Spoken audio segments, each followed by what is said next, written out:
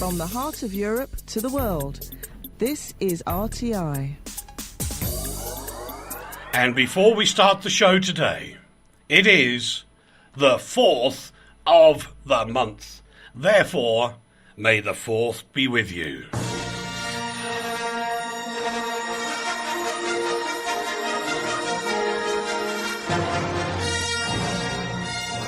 What's wrong? I felt a great disturbance in the force, as if millions of voices suddenly cried out in terror, suddenly silenced. You should not have come back. Don't do that. Why, you stuck-up, half-witted, scruffy-looking nerve herder. Laugh it up, fuzzball. That's my tribute to Mr. Thingy, who's sitting alongside me, who should be on that one. You, say hello. Oh, hello. Oh, you're loud. I'm allowed. Yeah. Oh, well, I always have been. I'm sorry, it's because I'm a Mancunian. I know. Ladies and gentlemen, boys and girls, special programme today. Thank you to everybody who's... it's a full show today. You're dead right there, Steve. It certainly is. Hello, Mr. Man. You're all pouring in. Let's say hello to a few of you on Facebook before we get started, because otherwise you'll all disappear up the top and then I won't know who the dickens you are. Who we got there? Dorothy's there. Everett is there. Stephen is there. As is Phil. Paul D. Brown is there. Justin. Hello, my old mate Justin Hewlett. Hello, Justin. And so many others. Nigel's there as well. Hello, Nigel. How the devil are you? But first of all, before we find out, we'll talk to our remote correspondents first, which of course this week is none other than the one and only Rachel. Hello, Ray. May the 4th be with you. I'm so excited it's May the 4th. May the 4th be with you. How you doing, kid? I'm good. How are you doing? How are you and Uncle Lee doing? Well, We've not had a row yet. Give it a minute. Yeah. Well, I was doing okay until 6:30 last night, Rach, when I picked somebody up on a plane. Oh, Yeah. no. And then he took us out to a bar. Very nice bar called Corks. I think you know it. I know it very well, and I know it very well because I just sat around drinking tea and thinking, wow, this is hilarious. Everybody's drinking lots of wine. It was unfair to the wine bar that I was so ill. That was the problem. Well, that's true. But there you go. You can't hear? You can hear? A little bit louder. You want it a little bit? Yeah, I'm getting bullied already, boys and girls. Now, A little bit louder now. A little bit louder now. Really? Go on, I'm just singing. What? I don't know. loud. Lee will have to do it there because I can't figure out which way. I'll do it, darlings. Yes, okay. Oh! It's going to be... Oh. Now, what, This is gonna you've be been a hitting... crazy, I know. crazy show. That was him hitting the mouse. Also, now Rachel needs to speak. Rachel, speak. Rach. Hello, how are you? That's terrible. Hang on, I'll just turn it out. I am now in charge, Rachel. I can switch you off at any minute. Oh, no. Oh, it's a great big power. With great power comes great responsibility, Uncle Lee. Everybody's good now. Fine, marvellous. We're all happy now. Right, we're all happy. That's good. We can. This is Postcard from Poprad. We'll do take 2 and start all over again. But never mind. Lots of people coming. Nice crew. Yes, Fleming, I agree. It's a huge crew. And if Lee had sit back a bit, you'd actually see the better part of the crew. Right, I'll sit back. I'll go back to the airport. Yeah. They are. Look. Everybody wave. I apologise. We actually have on screen now Beauty Yeah. and the Beast. Oh, very droll. I apologise to those of you listening, cars. It's because we're on Facebook and Mr. Banks is showing off to the camera, as I would expect of him. We will be talking to the lovely ladies in that Zana and Gabby, who are in the studio with us, about a wonderful book called Slovakia, The Legend of the Linden. And they will obviously continue to tell everybody it's on Amazon, which apparently it is. And they'll tell us more about that in a moment. But you can actually read about it on the ConsumerWatchFoundation.com. That's 4 minutes and 6 42 minutes. seconds. 6 minutes. Is it? Yep, What, 6 minutes before I mentioned the ConsumerWatchFoundation.com? Twice? that's correct. What, have I said ConsumerWatchFoundation.com twice now? 3 times. I don't know, but if you take as long as you did last week, I'm going to write to the Consumer Watch Foundation and ask what's going on. Hello, girls. Hello, pleasure to Oh, hang connect on. It'd be a good everyone. idea if I turned your microphone on. There we go. That'll be better. Hello, it's a pleasure to connect with everyone. Nearly. We'll do take 3, and now we'll try. Hello, it's a pleasure to connect with everyone. Gosh, it works. Whoa. Hello, everyone, and love from Poprad. Yeah, you see, can't they sit at... No! Excuse me, Steve Mann. Will you have some slight respect, you know? Can't the girls sit at the front and me and you sit at the back? I don't mind. There's a pecking order, Steve. There's a pecking order. Shall we swap? No, well, if they want to run the mixer. Yeah, if you could run the mixer, you can sit on the front. We're not quite there yet. We're not quite there yet. Yeah, with that one. Right. Anyway, we move on because we've got lots of other things to do. We love the Star Wars thing. May the 4th be with you. Brilliant. Before we do that, Rach, you've got a lovely, sweet story about a koala bear. I do. Actually, this happened in my hometown of Adelaide in South Australia. Right. And this koala wandered into a Coles, which is like a Tesco, which is like a, it's a supermarket. So he's wandered in there and had a roam around their dairy section. Cheeses are on offer. But this was weirder because it happened in the suburbs. This is not something that would normally happen in the suburbs. It would normally happen in the outer suburbs. But he's wandering along, and then he decided that was enough. And he'd wandered back out, but he was inside the shop for about 11 minutes. And they just left him alone. They just left him alone. And because he was a koala and he was in a supermarket, they very gauchily named him Caramello Koala. Oh, isn't that lovely? Cadbury treat. What does that mean? Why did he name him that? Was that the name of the supermarket? It's a Cadbury chocolate that we have over here is a caramel chocolate, but it's shaped in a koala and it's called Caramello Koala. So you didn't eat the koala bear? No, that would be cannibalism. No, it wouldn't. It'd be koalaism. But it was really cool. He just wandered in and had a look around, looked at the dairy section and thought, yep, enough for me today. I'm off dairy, and left. Oh, well, there you go then. That's the end of that. No, it's cute. It happened in the suburbs. We like that one. Yeah, very cute. Steve says, hello, ladies. Hello, Steve. Oh. Hi, Steve. Oh, hello, Pleasure to connect. Yeah, so you've not said hello to me. No, rude. Yeah, rude. Yeah. Why would anybody... Very rude man. Who would say hello to you Very then? rude. He usually says hello to me, but because we've got ladies here now, he thinks he's got to talk to them. It wasn't. I was just didn't say relaying a that message. Well, that's what he did. He wrote a message to you about them, not about me. Oh, that's true. Not Steve, about me. Steve didn't say... Rachel. She's a lady. True. Well, that's Very arguable. much a lady. She's a lady. But, Yeah. A lady. Why? What are you two doing behind us? He's worried We're there. trying to squeeze in. It's a little bit of Oh, a right, tight hang on. squeeze, but we're doing our best. getting We're there. doing our best to get Okay, our boys and camera. girls, we get on with some news first before we talk to the girls at nauseam because it's going to be a long time. Chris Evans, the BBC Radio 2 presenter, paid tribute to his mum before leaving the show, which I think was absolutely wonderful of him. Back on air this morning as well, which I paid tribute to the man as well for that. So well done, Chris. And I do know that Chris's mum was the real angel of his life. She was, yeah. She was Yeah. really, really strong.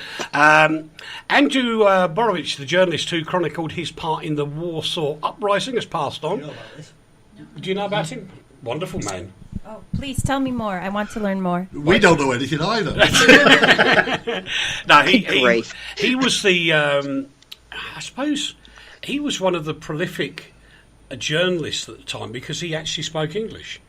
He did, yeah, and he That was actually the key, really, wasn't it? It was the first chinks that started to show in the whatever that wall thing was called. Yeah. And he started to actually work on those chinks and break them down.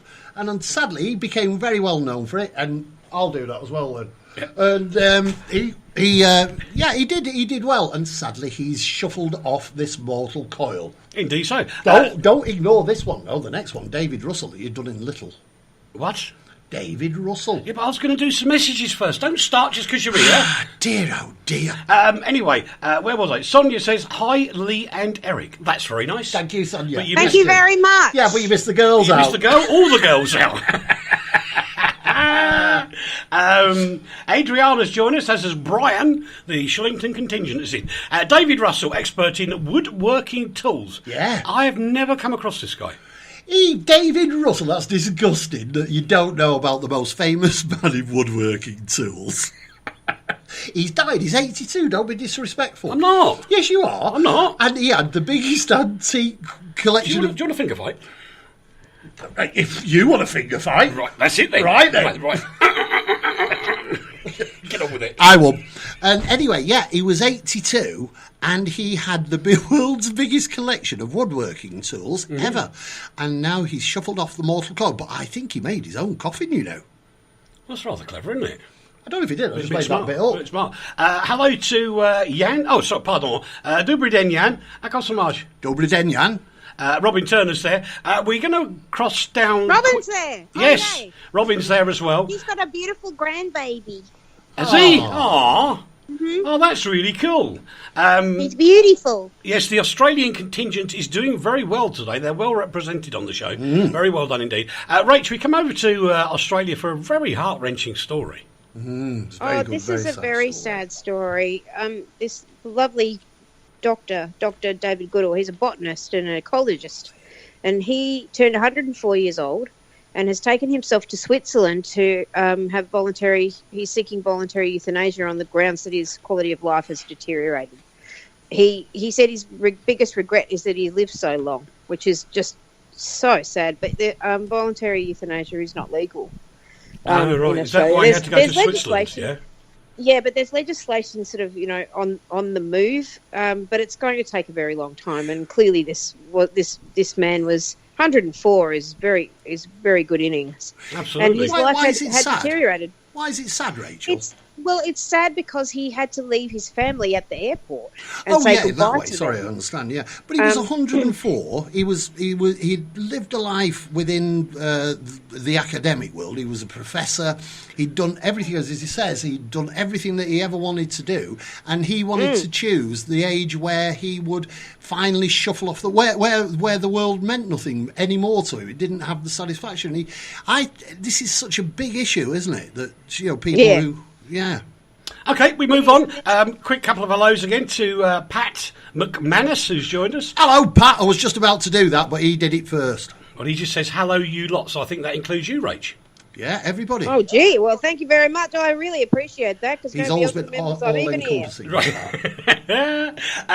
We've got to touch on the British election. The voting ended yesterday at 10 in the evening. And I'm just going to give you a little bit of... political stuff here, in that what you'll find is there's been lots of crowing from different political parties this morning, and the one thing that they don't, for some reason, they never seem to remember that the first votes that are confirmed come from the major cities and towns, which does tend to favour the Labour Party a bit. The latter end stages of the voting comes in from very rural areas, which tend to be very conservative voting, with a bit of Liberal Democrat thrown in as well.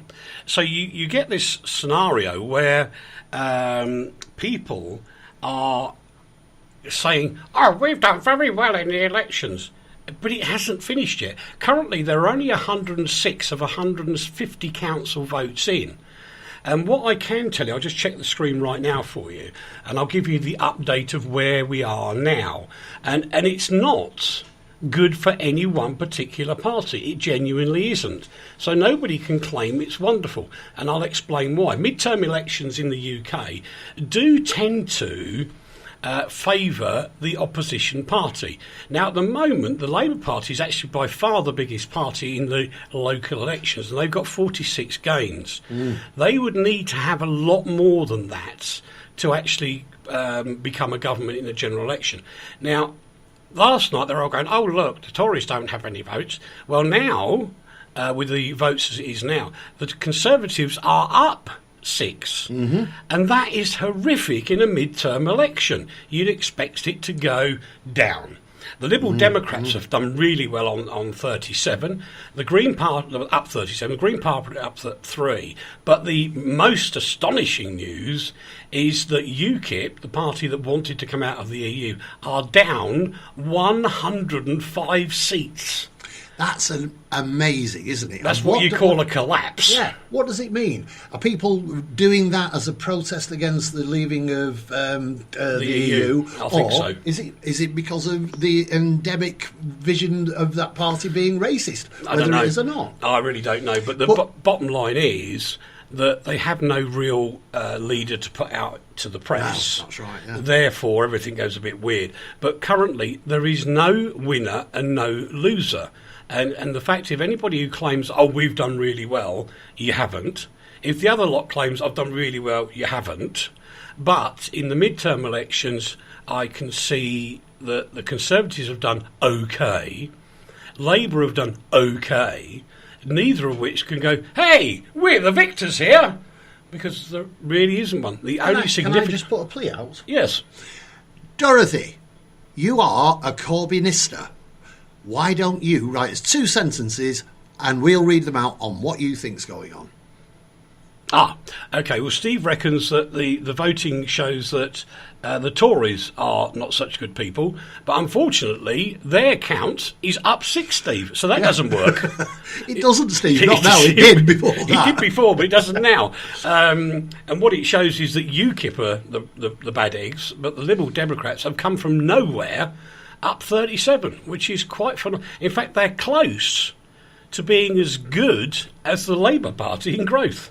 The thing is also, if you look at it, if you look at the Conservatives with 6 up, which, we're saying is wonderful. Oh, 1 minute. Hold on a minute. I've got a complaint to the management. Oh, all right then. I'm going to complain to the management. The management is in the Restart restaurant in Poprad. Which management? Martina, Wiltshire. And that... And the girls have gone out from the office. Naughty girls. To the restaurant. And they are saying... Which, when I asked, you said didn't exist. But it's a long way away. Oh, all right. And they're saying it's hello from the Restart restaurant in Poprad, yummy, and we have no food. So the office team have gone out. Yeah, but we have 2 friends. This is true. Yeah, see? Excuse me, let's just paint a picture for a second. Yes. You're sitting in a small room with 2 beautiful women Sweating. who are absolutely high on life right now, the 2 of you. Your wives can have a nice meal somewhere else. You pull your heads in. Yeah. You can always guarantee Rachel's going to bring it down to earth, can't you? Well, that's because she's Aussie. She's because she comes from a criminal country. I do. It's Convict Nation, yeah. Yeah, hi to Jeff Ridderham, who's up in Scotland, I believe. And Robert Dodds is there with us as well. They keep coming in. Now, we are going to change tack completely as we do regularly. We will keep you up to date on the election scores on the doors. But seriously, there is no winner. There is no loser. We're taking the live coverage from our friends at Reuters. Bless their cotton socks. Can I just have one last remark on here, because I do think it's worth making. What's that? We're saying that the Conservatives are doing dreadfully well because they're up 6, and yet the Green Party, who don't have a cat in hell's chance in doing anything, are up 3. I know, it's amazing, isn't it? Isn't that amazing? Is it amazing, or is it very telling? If you look at the way that they are presenting themselves now, a few years ago the Green Party was, let's save the whale and be a hippie. Now they actually have views. They have views. What, Rachel? You saw where I looked. No, they genuinely have.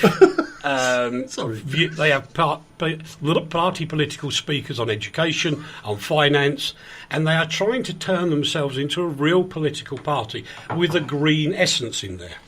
And it should be the green essence. They should be doing really well. The green essence is something that really matters to every man, woman and child and dog and cat and animal on this planet. And yet they can't actually pull anything off. But at the moment, they're 50% only behind Labour, which is amazing. Tories?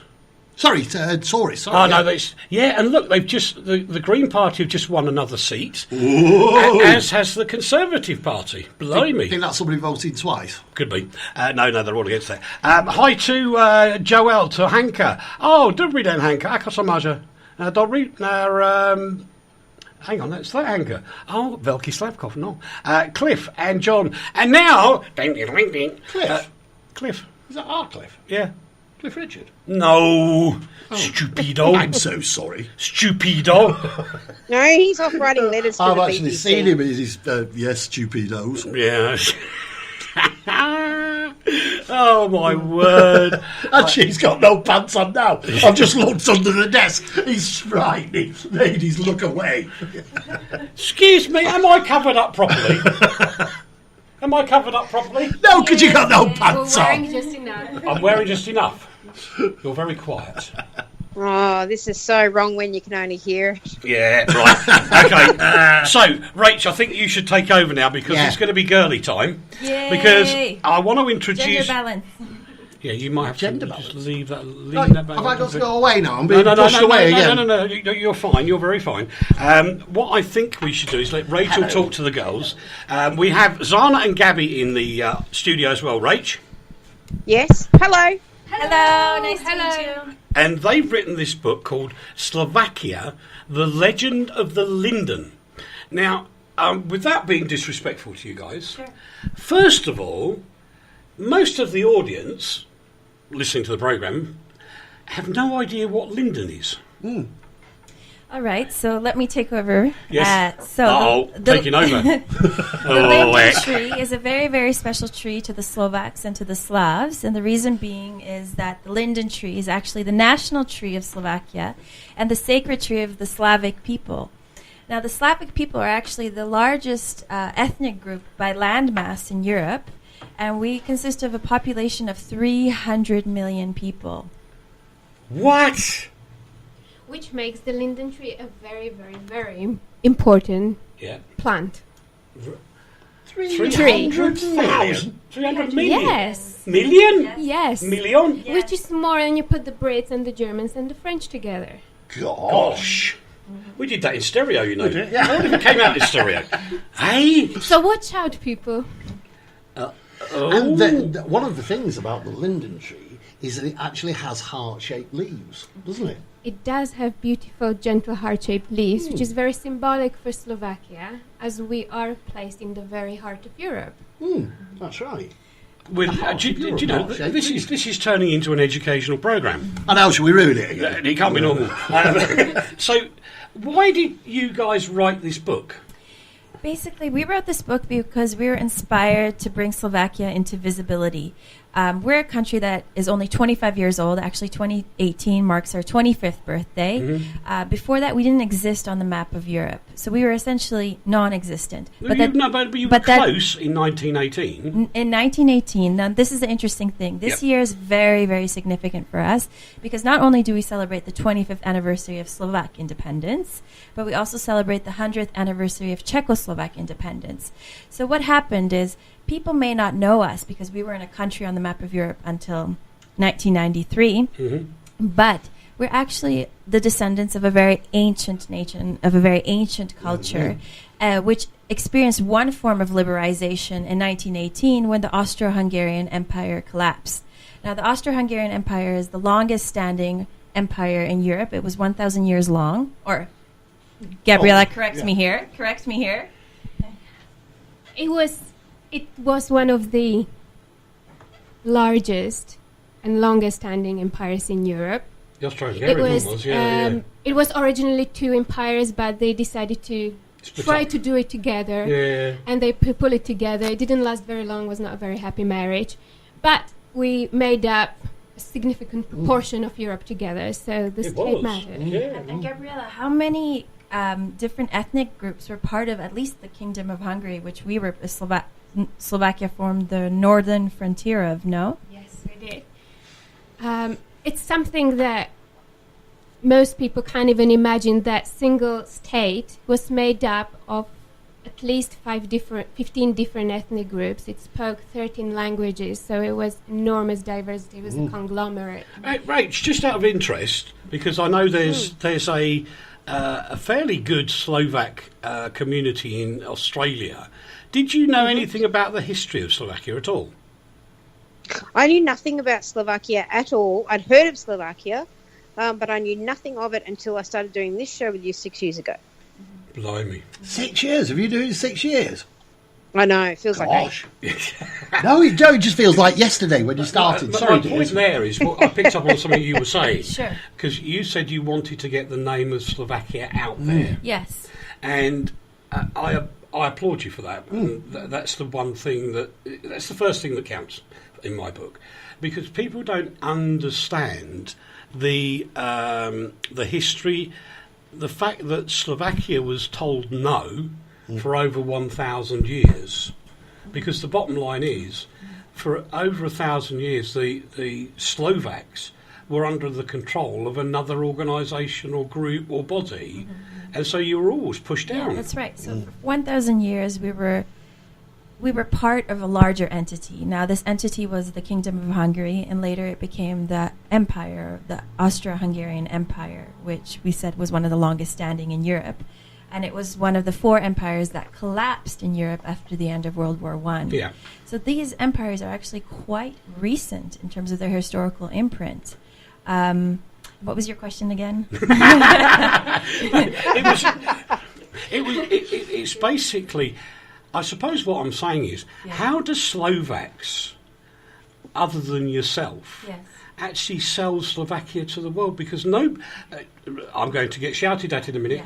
The Slovak Tourist Board is about as useful as a chocolate fireguard. I have to agree, having dealt there's with them. historical reasons for that. Now, we have to understand that Eastern Europe in general, so we're talking the Eastern Bloc, countries that were behind the Iron Curtain, we're not exactly renowned for our marketing skills or for our customer service skills. And that goes back to communism. So for over 4 decades, we had a communist regime here that didn't acknowledge a market economy. So marketing skills was not something that were taught. Every store sold the same products everywhere for the exact same price. So there was no competition. There was no need to brand a product, to give the product a story, to go out and compete and try to recruit more customers to your business, etc.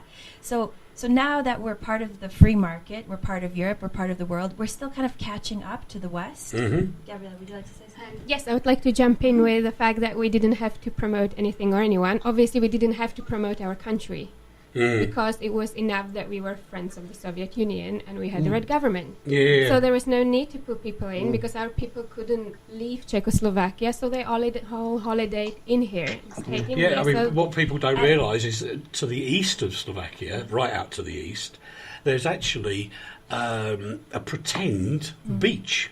It's like a sea. It's not a pretend beach. It is a pretend beach. It's a lake. It was a lake, but it's an artificial lake. An artificial lake that they turned into look like a seaside beach. Which one are you talking about? It's yes. Zemplínska Širava. Yes. What you mean? They brought the beach in. They bought yes, tons because we have no sea, and you can't let your people to go and experience the sea, so they made the sea bought loads here. of sand. And just to bring this a little bit home, and so that the audience can connect, Gabriela, when was the first time you saw the sea? This is a good one. So I, for the first time, tasted the saltiness of sea when I was 16. Oh. Why is that? And it's because I grew up behind the Iron Curtain for a while. Then came the 90s, where everything was very wobbly and nobody really had enough money and everything was up in the air. Just so you know, during the 1990s, especially during the early 1990s, after the regime collapsed, things were really wobbly. I mean, there weren't enough goods in the store. My family, and as well as Gabriela's family, struggled to just find enough money to buy bread and milk. So things were quite dire. There was no structure at all. No, That's right. And there was too spicy tab. There were all these political murders, there was mafia, there was corruption. We had an authoritarian government, so it was not exactly the greatest of times for us, which is why my parents couldn't afford to. What did your parents do for a living? My mum was worked in an office, my dad worked in an office too. When things settled down a little, they started their own business. So they became entrepreneurs? So they became entrepreneurs, and as their business grew, we could afford to travel and go abroad. Rach, hold on a minute. Rach, do you want to jump in? Well, yeah, I was going to say, is this the part where Rachel takes over? Yes, yes. The first thing I wanted to say was, can I? I'm not sure which one of you is which because I can't see you. Sure. But one of you has got a. Is there a slight American? Yeah, there is. Accent? So That's Zana. That's me speaking. And basically, the reason I have this accent is a rather interesting story. So my parents were really dissatisfied with life under communism. And they took a very risky move where they decided to actually flee the communist regime and illegally cross the border into the West. Now, Slovakia is very interesting in terms of its position, particularly Bratislava, because it's the only capital that's actually physically located on the Iron Curtain. So at pretty much any point that you are in Bratislava, you're actually looking west and you're looking over at freedom just across the Danube River, which itself is the second largest river in Europe. Okay, I'm going to stop you all there for a moment because I have questions coming in on the chat room. Steve wants to know, is the book in audiobook or ebook format?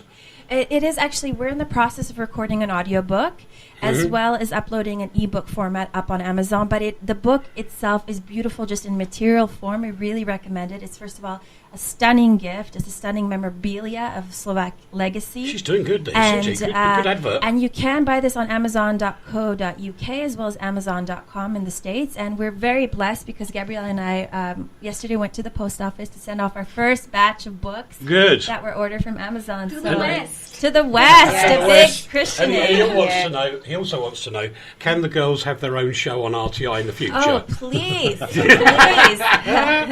Yeah, get those old boys out. Please put the pressure on so that this opportunity does materialize. Can you refresh that for me? Right, so we are going to quickly update you on the election results before we take the commercial break. Except Mr. Banks can't do it. No, I'll do it for you. You do it. I'll do it. Here we go. 1, 2, 3. Let's give you the scores on the doors as we stand at the moment, because everybody's claiming everything, including Dorothy. But the fact is, I'll give you the ups because this is the important part. The Labour Party's up 48 seats at the moment. Conservatives are up 8. Liberal Democrats are up 35. Green Party's up 4. Oh dear. UKIP is down 107, and the others, which are the independents in the local elections, they are up 12. At which point we've got to take a break. Do not go away. We'll see you right after you've had a quick slurp of your coffee. From the heart of Europe to the world, this is RTI. This is an appeal that I simply wish I didn't have to make. In this day and age, how is it possible that 1,400 children will die today from dirty water? That children like Elodie have to drink dirty water from rivers and swamps, risking their lives. Right now, you can help save a child's life. Text the word water to 70080 to give WaterAid £3. WaterAid has the expertise to install pipes, pumps and taps that will bring clean water to children at risk. They just need your support. In the next minute, dirty water will kill another child like Elodie. So please, don't wait to save a child's life. Text WATER to 70080 now to give WaterAid £3. Thank you. If your dream holiday is 2 hours from the UK, perfect for children and teenagers, young couples and the older visitor, ideal for the physically active and for those who just want to unwind, Aqua City is the destination for you. Described by the Travel Channel as the place that will soon be on everybody's lips, be ahead of the crowd and the envy of your friends, but still enjoy a home from home. Come to Aqua City Poprad, the world's leading green resort. From the heart of Europe to the world, RTI. Welcome back to part 2 of Postcard from Poprad, with an amazing difference this week. It is so busy you wouldn't believe it. It's Rachel in Melbourne. She's the only person not in the studio. Lee is here with me, which is... Oh, it's not me that smells. He's played to the camera now. I am now, I can see it. First time I've seen it. And we have the gorgeous Zana and Gabby in the background talking about their book. Rachel's going to do more in a second on that. And but first of all, you've got to do a happy birthday job. I have, and what a wonderful position to be in to actually do this. I'm wishing happy birthday to Eileen, who is Pat's mother, Pat McManus's mother. She was such a big part of my life, so so many years ago. And actually, a very quick tale about her. I once got attacked by a gang just round the corner from where she lived in near Moston in Manchester. I went round to get my best mate, Big Daft Pat, as he was known at the time, for no reason at all, other than he was big. And he wasn't in, so Eileen gave me her washing pole, which was 6 foot long, like a lance, to protect myself as I went home. Thank you, and happy birthday. And how old is she now? She's 89. 89 years young. 89. 89 years young. Well done, Mrs. McManus. Good on you. Happy birthday, Ellie. There you go. Yeah, I do agree with you, Steve. It is a bit unfair that we can't get Rachel on screen. Do you know, I'm going to work on that so we can in the future. Oh, it didn't matter when Rachel was here and I couldn't go on screen. Well, that's different. I mean, are you assisting the ambience at all? Of course, I'm so beautiful. It's amazing. Yeah, right. Anyway, Rach, back to you. Oh, thanks very much. I was listening with great interest to the story about the lake, because I can't get my head around it at all, because I live in a place where everybody lives on a coast and the beach is right there and you grow up there. And I also don't even remotely understand the idea of things being wobbly and, you know, political murders and the mafia. I don't understand any of it. And I really wish I could, but I can't. But when I came back from my trip in January, people said, "Oh, where did you go?" And I said, "Oh, we went to France and we went to Italy and we went here, there, and we went to Slovakia." And they look at me with a tilted head and go, "Slovakia? Why would you go to Slovakia?" And I'm thinking, why wouldn't you go? It's a fantastic place. So to people who are very far away and live very different lives and have had very different upbringings and their circumstances are just polar opposite to yours, what would you say? What would be the draw for us to come and see you? I know what it is, and I tell everybody I meet. But what would you say? What's the reason to come to Slovakia for people from Australia, for really far away? Sure. Slovakia is an exceptional country. First of all, we're located in the very heart of Europe. We've gone through a tremendous history. In the last 100 years alone, we've gone through 6 different regime transitions. So we're really located at the crossroads of Europe, and that's where you could find so many different influences here, so many historical, religious, ideological influences that are found in this country, and that's what makes this country, I would say, a real time capsule for experimentation. The second thing is we're an absolutely stunning country. We're 40% covered by forest, by greenery, and that's because we weren't industrialized until the communists came. So we're looking at industrialization came over in the 50s, 60s, 70s, so very, very late. So you have quite pristine nature that's captured embedded in this country. And do you capture that in the book? And we absolutely capture that in the book. We celebrate that in the book, and that's found in the visual kind of imagery of this book. And you really feel that kind of natural essence coming out, and that's also codified in that tree. The linden tree is a leafy tree. It's a gorgeous tree. It's the national tree of Slovakia, and the Slavs, like I said earlier, and that has to do again with Slavs being very kind of natural, nature-loving people. Yeah, you are actually, aren't you? We are. And do you know that it's absolutely true, because although Lee and I crossed paths before we met each other here, so to speak, back at that time, if anybody had said to me, I would like looking at mountains and trees, I would have said, you're having a laugh, mate. This is the Philistine in him, isn't it, Rachel?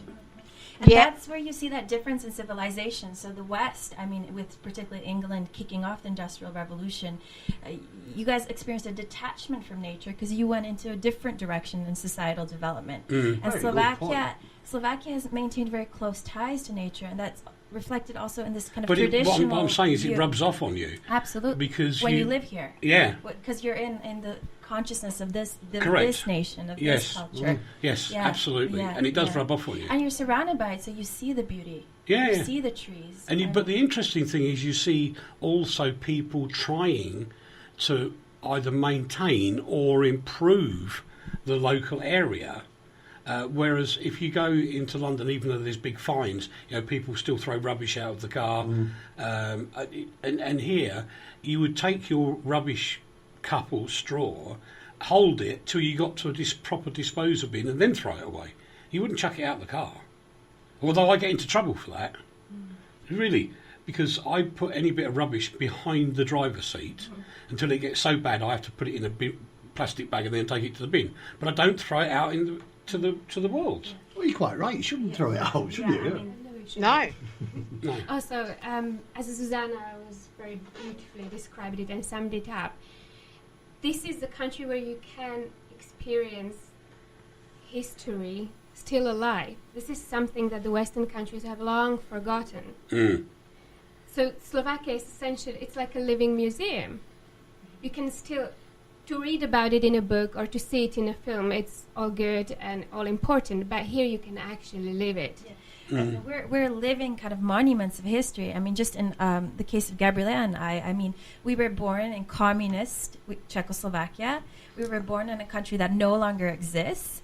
We're now coming into adulthood or beyond adulthood, transitioning as in a democratic, independent, sovereign, newly erected country. So I mean, this is just happening in the course of our lives, and that's not including the lives of our parents, the lives of our grandparents, the lives of our great-grandparents that survived through two wars, the Holocaust, the Nazi occupation, the communists, the invasion of 1968. You haven't had a pretty area getting to where you are, have you? No. Well, just to put it in perspective, some people change nationality 5 times without moving from their little village.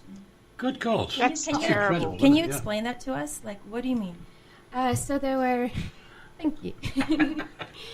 So they were born in Austria-Hungary. In the empire. In the empire of Austria-Hungary. Then it fell down. We became Czechoslovakia, our first independence.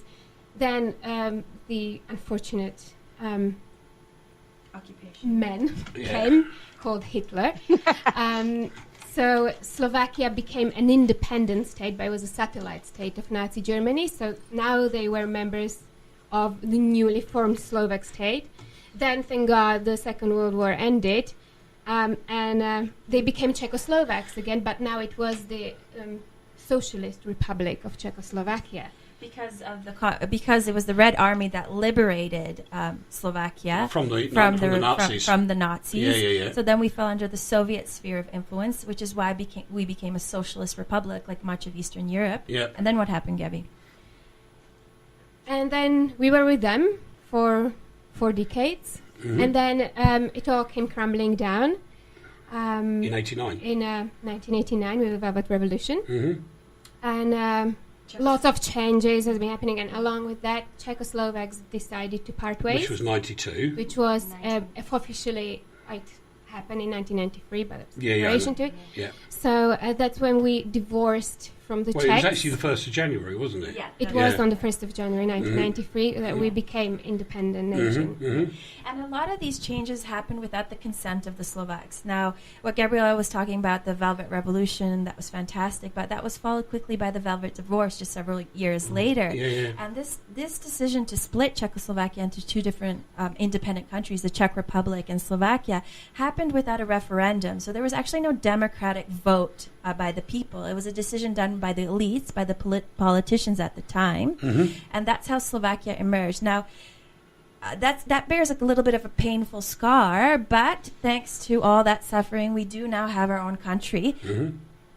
But the drawback is that people don't know really who we are in an international sense, which is why Gabriela and I, we did the brave kind of venture of constructing this book, Slovakia, the Legend of the Linden.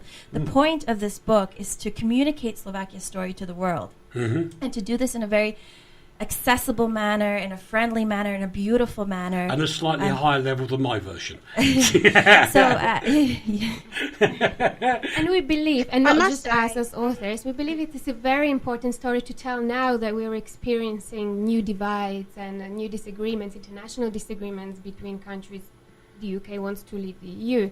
There is Trump, there is Putin, there is Syria, and it's all and do you know uncertain again. Yeah. And here is a country that went through so many regime changes, survived it all, and managed to return to peace. But I need an affirmation from you two guys, really, that on Wednesday night we had a book signing in Poprad with the Legend of the Linden Tree book, and the British ambassador was there, and we had 2 flags together on the bar of the Cork Wine Bar, and they were the Slovak and English flags together in the same pot. Yes. We were next door to each other. Can I just ask a really quick question? And it doesn't need a massive answer, but you both lived in England, in Britain, and how do you compare Slovakia and Britain? I'm not saying which is best, but what is the intrinsic difference between Slovakia and Britain? I have my own opinion because I'm now here. Yeah, certainly. So there's some obviously very vast differences and totally different levels of socioeconomic development. Britain is one of the strongest economies in the world. Slovakia is an emerging market, a transition economy. Yeah. So the boring facts aside, on the personal level, I would say it's mindset. The mentality is very different. So people in England think very differently, approach life very differently, have a kind of solution-oriented approach to life, a very kind of positive approach to life. Eric, you were saying if you haven't, what was it, learned a new thing? Yeah. What's your slogan? My normal phrase, if you don't learn something new every day, you've had a bad day. Yes. And there's another beautiful phrase that you said, that if you don't laugh every day... Yeah, you've wasted your day. You've wasted your day. Yeah. Now, he doesn't say beautiful things. I do. He does. I was a witness to it. He was a vault of wisdom yesterday in preparation for this show. So and so in Slovakia, the mindset is a little bit different. Now, we've talked about that long, painful history. We're talking about a lot of trauma. We're talking about a lot of loss. So people are a little bit more pessimistic about life, and they're a little bit more apathetic. And so I would say that's a very, very jarring difference. And that's why so many Slovaks love to go to the United Kingdom, love to learn from that culture, from that society, because it is that go-getter kind of you-can-do-it attitude that you can make your dreams happen, especially in comparison to Slovakia or Eastern Bloc countries where we kind of are told that nothing will work out, you know. So in comparison, if you want to get a glimpse of come and go get 'em and happiness and all that stuff, you need to come here. Yeah, I mean, Australia takes the cake. Come on, I mean, you guys are on a completely another level. I mean, we know that. But in terms of proximity, the UK is definitely kind of the benchmark for us in terms of that can-do attitude. In my brain, I would say Australia is the place where is a really go-get-em culture, whereas I often say that Slovaks and English are very similar in that they'll open a new shop, they'll sit behind the counter, wait, and then say, "Oh, this is terrible, I haven't got any new customers." At which point I say, "Well, what did you do to find them?" And they go, "I opened the shop." No. The Australian will just come in and rob you. But the Slovaks and English are very similar like that. And there's a lot of traits that are similar. Isn't it true, Rachel, that Australia is a really expensive country to live in? Like, you know, fags cost you like £2 per fag. Houses are mainly in the £250,000 to £2 million area. And so it's an expensive place to live. So you need to be go-getting and you need to have the idea that you're going to earn money and look for jobs. Britain, we're slightly down market from that. We're not quite as well off as Australia. We don't earn as much money. We've got a different economy. Slovakia is a step down economically from that as well. Yeah, you've got a whole tier of things I'd agree with you. I really do think. I mean, I guess in the end, it's all relative, but you know, the cost of living here is pretty good in relation to most average wages, I guess. I mean, there are a lot of people doing it really tough, and that's everywhere. What's the average wage in Australia, Rachel? I think the average wage for just a regular 9 to 5, you know, guy or gal would be somewhere between sort of 38 and 45. That's for an entry-ish level. So it's about 24 in Britain. So what's it in Slovakia? I think the average wage that, from what I know, is something around €2 an hour. I mean, that's the lowest. No, I'm sorry, not the average wage, but the lowest. Yeah. The lowest So wage. what's that Yeah, work but your, out to a month? your About taxis are 400? only $1.50, man. That's So hang on. the best. So in Slovakia, there's actually great disparities. So if you were looking at the capital, West Slovakia, which is where the majority of foreign investments get, most of the companies that are there, the average wage is somewhere between 800 to 1,000 euros a month. So you can have a decent standard of living with that money.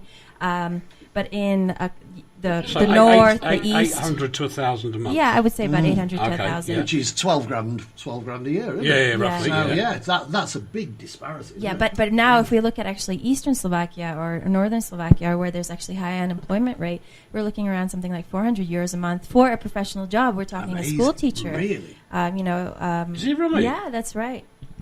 Well, I got to tell you, I'm Hang on. when this show's finished, I will be leaping on Amazon to buy my book.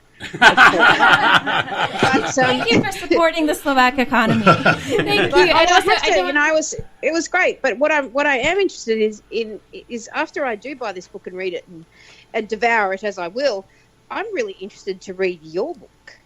Ah, now that is interesting.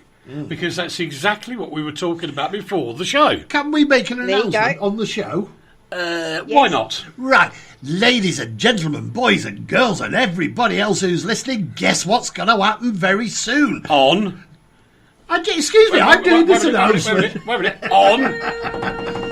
We don't know what he's going to say. On the Consumer Watch Foundation, these beautiful two young ladies are actually going to become regular writers on all sorts of things, from tourism to Slovakia to every Them kind very of history. selves. They're very selves, and they're going to be writing on a monthly basis for the Consumer Watch Foundation, and it will be brilliant. Oh, and Well, we're Uncle ve- Lee, can I ask for a commission on their own story? Commission their own story. It's already I'm been done, fascinated. darling.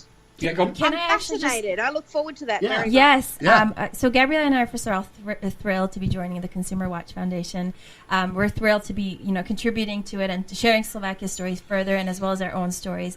But I have an interesting thing to say. I actually will be releasing a second book shortly. It's called The Great Return. It's a 300-page book that looks at Slovaks that went abroad, learned something, and came back. And in this book is very much my own personal story as a migrant. As you remember earlier, I was talking about my parents defecting from Slovakia, becoming political refugees. We lived in the various migrant camps all around Vienna and Austria that were housing, the thousands and thousands of Eastern Europeans that were fleeing communism. That's right. And then we landed as immigrants in North America, and I grew up in Canada. So my journey is there.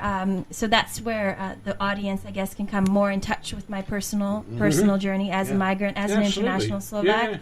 And I've lived in 9 countries across 4 continents, so I've seen quite a bit of the world. Wow. And I still come back to this beautiful country, and I'm still so proud and honored to call myself Slovak. It is magnetic. It's addictive. It's It absolutely is. addictive, It and is it's a addictive. secret. And this is actually how this country should market Do you know what the itself, Travel a gem. Channel said? Yeah, They actually said it's the best kept secret in Europe. absolutely. That's a very good description, yeah, and we're trying to tell the world Yes. about this secret. Yeah, we are doing our best. Yes. Yeah, And between- honestly, if anybody has a problem with the notion of refugees, have a listen back to this show, because Very good point, these girls Rach. are magnificent. Yeah. But I was Nice one. going to say, Eric, Yes, of may I course. get a little bit of screen time too? You can do what you want. Thank you very much, because I feel like I'm the Right, invisible right. voice. No, we need to get you there. Go on, off you go. So we've been doing lots of painting it all in black, and we've been doing lots of moaning and going back into the pain and things.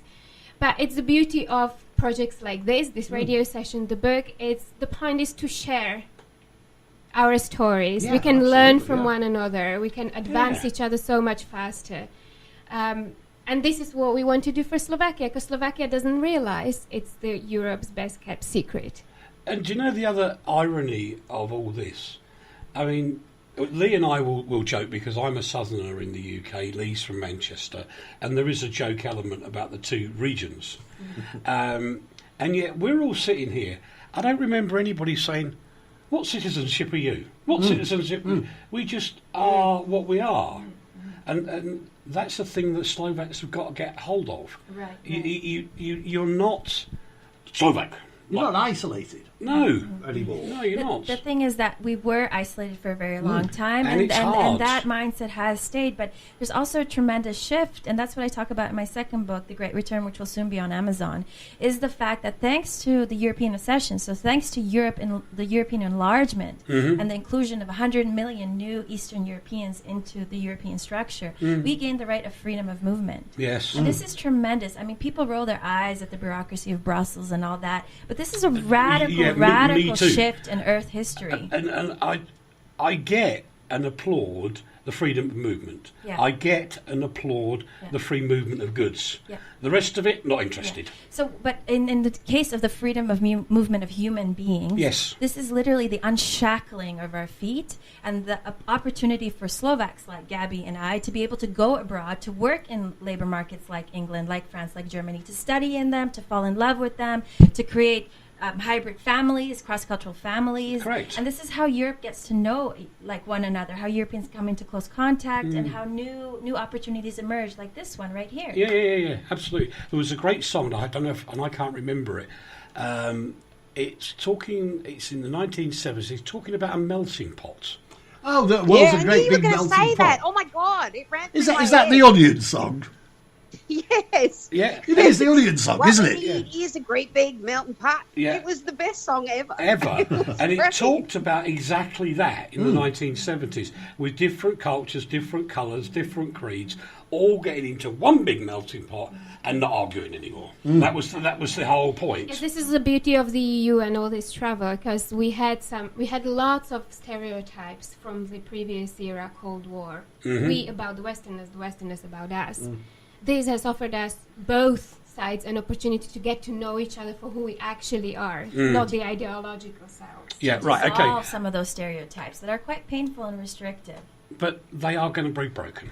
Yes, and Absolutely. they have been. Girls, I need you to do one commercial. How do we find this book on Amazon? So please just go into Amazon, type in Slovakia, The Legend of the Linden, and click buy. And if you enjoy this book, please do us the honor and the privilege of writing a review so that other people can know what this book is about and why they should purchase it. If it's a little bit easier for you, if you just go into Google and you write globalslovakia.com, our website will come up. We're a non-for-profit organization, and you'll see information I'm about going our to books. cut you off there because I have one thing to read out for you. And Gentleman Cliff has written, been exploring Slovakia on Google Earth. Looks really lovely. Thank you for put my attention to Slovakia with a kiss. Nice one, Cliff. Thank you, Cliff. Isn't that lovely? Pleasure. So- Thank you so much. Well done, girls. Thank you so much. Well done, girls. Oh, my last thank you to Slovakia. My very last tip of my hat to Slovakia. I've been in some seriously messed up international airports in my life. And this Bratislava airport was like a well-oiled machine. They have it sorted. I didn't stand around waiting for anything. If you need a reason to go to Bratislava airport, just to experience the wonder of an international airport functioning as an airport should. It's actually closer to home because I flew into Poprad Airport yesterday. Yeah. And that was incredible. We were in and out of there within 5 minutes. Oh, It was marvellous. phenomenal. Yeah. I know. Brilliant. Girls, See, the world, it can be done. The I am universe running out of can be time, done. but I'm going to read it to you. Sure. I know where I want to go on my holiday next, says Sonia. Thank you. And it's good to purchase our book beforehand so you can get an idea of There what you this go. country will offer. We're It going will prepare you. We're going to have to quieten everything down because we've got 2 minutes left. I've got to do a quick wrap up. Girls, thank you so much for coming in. Thank you. Absolutely Thank you, Eric. superb. Thank you, Lee. Thank you so much. We'll see you next week here, won't we? You certainly will. So, Sooty, I'm not what- going away. Oh, flaming heck. Oh, I think it's despicable, but there you go. Rach, thanks a million. Thanks ever so much. Where are you this weekend, dear? Don't have to work, but I am getting something very radical done to the hair. Oh, Uh-oh. what, you growing some? Oh, that's funny. I can't grow it like you can. Unfortunately. And what are you doing this weekend then? I'm spending it with you, dear. Rach, Yes. time to say goodbye. Oh, goodbye, Rach. Goodbye. Sooty time. Has anybody heard of Sooty in Slovakia? Do you know Sooty and Sweep? Little glove puppets. Little glove puppet. I am now a little glove puppet. Go on then, off you go. I can't do it now. Bye-bye, everybody. Bye-bye. Thanks, Rach Sexley. Thank you to the ladies. I've got to do a quick wrap up of the latest scores on the doors. This will not be the final result in the UK. That will tend to be round about 5 p.m. UK time when the final results in. We have 116 in of 150 councils. The current gains and losses are as such.